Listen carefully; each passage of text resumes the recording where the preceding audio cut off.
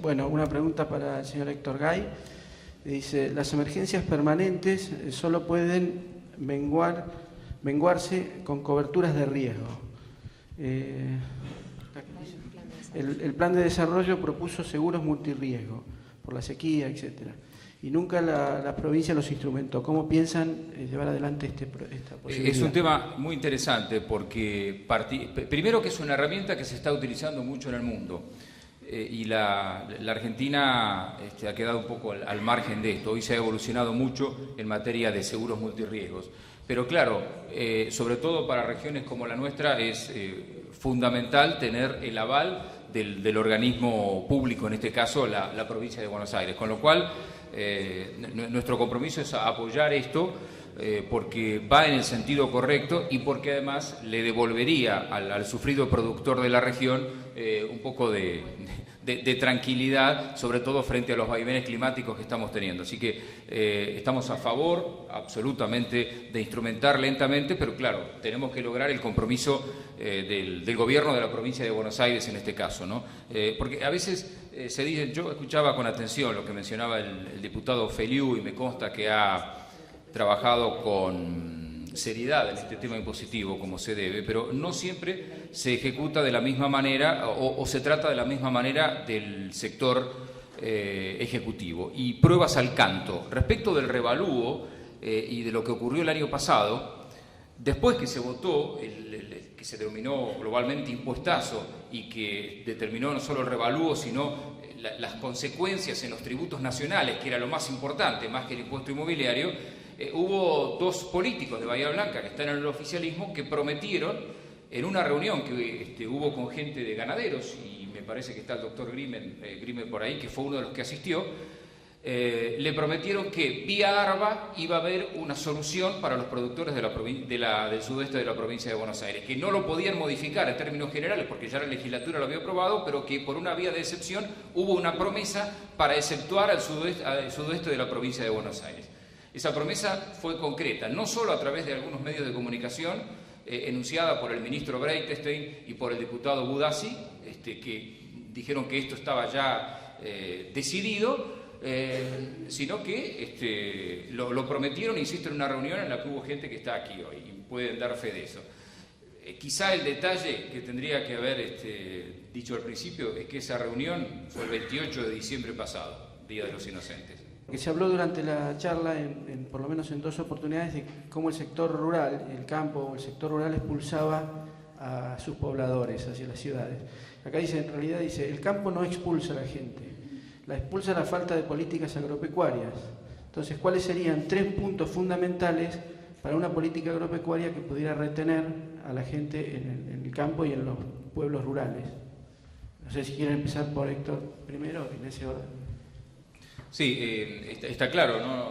Comparto eso de que no es el campo el que de motu propio expulsa, sino la sucesión de políticas erróneas y otras fallidas, ¿no? Hace algunos años, seguramente Marcelo se va a acordar, creo que fue el gobernador Solá, que conocía la realidad de esta zona, impulsó un proyecto interesante que se llamaba Volver, si mal no recuerdo, que implicaba que se daba cierto beneficio a pobladores o a jóvenes que se habían ido para que retornaran a sus lugares a partir de un proyecto productivo que podía ser financiado incluso desde el Estado provincial.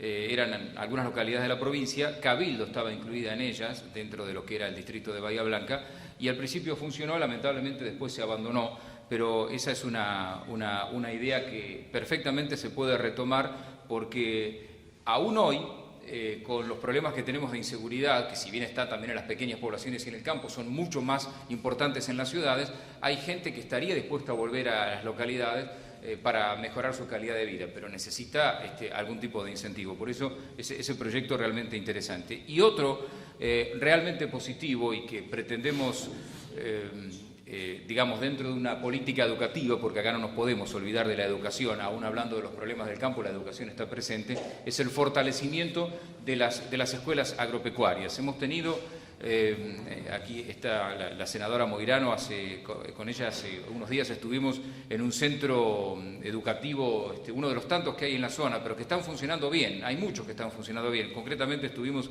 en la nueva modalidad de la escuela agropecuaria que hay en 17 de agosto, que realmente está funcionando muy bien. Hay otra en Villa Ventana, hay otra en Frapal, hay escuelas agropecuarias como en Pringles, en Goyena y en tantos otros lugares, para las cuales hay que tener evidentemente una política de fortalecimiento.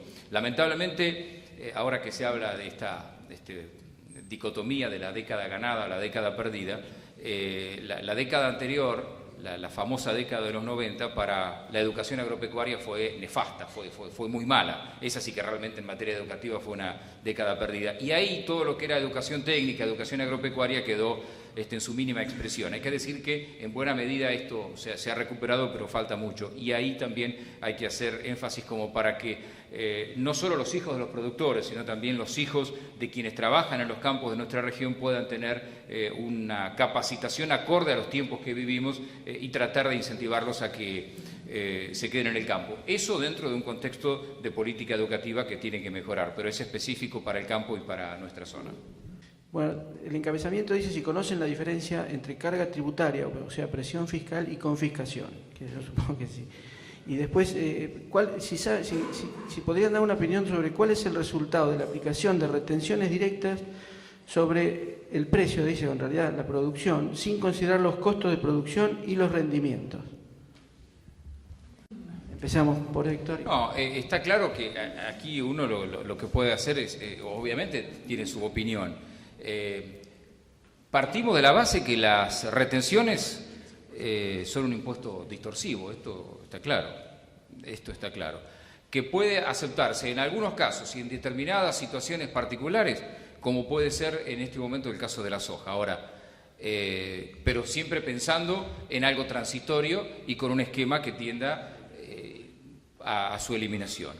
En el caso de lo que atañe más a esta zona, evidentemente hoy retenciones al trigo, retenciones al maíz, retenciones a la apicultura, porque no hay que olvidarnos de que hay digamos, lo que son actividades complementarias que también están sujetas a retenciones, que además no solamente es distorsivo y perjudica zonas como esta, porque ustedes conocen muy bien cuál es la realidad. Uno, si tiene, no sé, si siembra trigo y por ahí necesita que le dé 20 quintales por hectárea para equilibrar el costo con la ganancia y logra 15 quintales, que en nuestra zona es más factible que sean 15 quintales y no 20 o 25, igualmente paga retenciones aún sin cubrir los costos. Bueno, ya partimos de una base distorsiva y evidentemente es un tributo que complica la situación, insisto, aún en producciones menores. Por lo tanto, nuestra postura es de